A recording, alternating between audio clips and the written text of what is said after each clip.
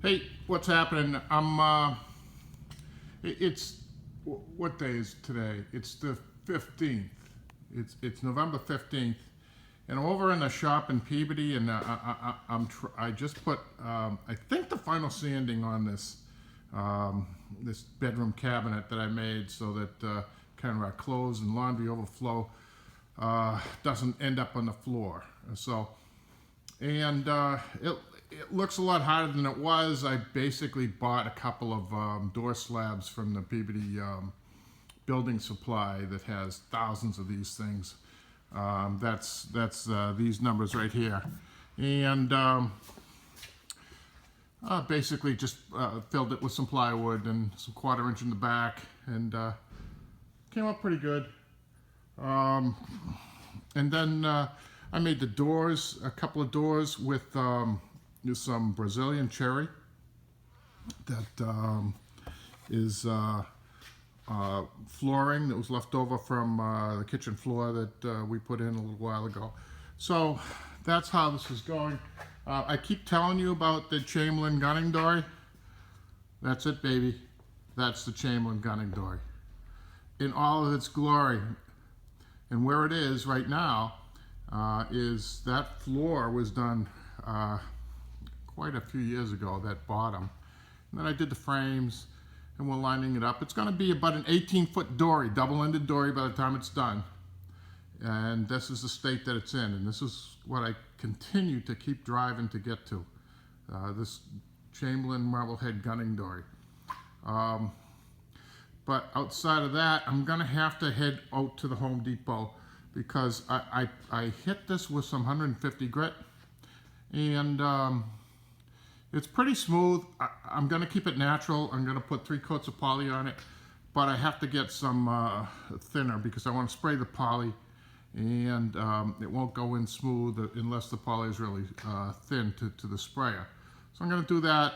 Then I'm going to attach these doors, a couple more coats of poly on these, and what has to happen here is that we have these European hinges that I bought a little while back, and see if I have one of the, I have the sample that I made. Oh, there it is. Hold on. Wait a minute. Here it is. This is a sample right here. That so these are how they're going to go, and you can see that that's the flooring. That's how that's where that came from, and we'll see how these things are going to end up. Crystal Saganos told me to take my time putting them in, which I will do, and we'll see if we can line them up so that the doors close flush, because no matter how good the cabinet looks, if the doors are screwed up, it looks like an amateur job. And at this point in my life, if I'm still going to be a freaking amateur, then what the hell? I mean, it's got to be right? It's got to be freaking right. So that's it. A couple of other parts to my shop. This is my jet table saw, and I have an extension that I put a router in. And over there are 2 radial arm saws that I've had for years and years and years. I put on wheels, and I mounted them, and one I have a dado blade set up in, and one I have a crosscut set up. I just bought this Freud ripping blade for when we end up ripping the cedar strips.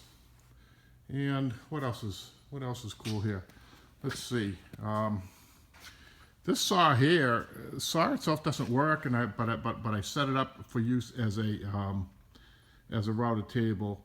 The saw is about, I'd say it has to be, I would say it was around before I was born, so I'm giving it like 70 years right now. And I used it for a long time. I did my first kitchen with it, and I did, and I cut all the cedar strips for the Herreshoff tender that I did on it. So my compressor, kind of low-end cheap compressor that I bought from Harbor Freight.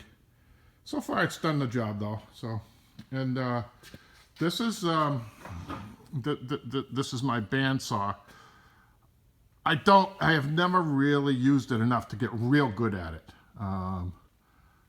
that's one thing that I would like to do someday, but that day isn't today, that's for sure. So that's what's going on. I have one other router table over here, kind of down the back.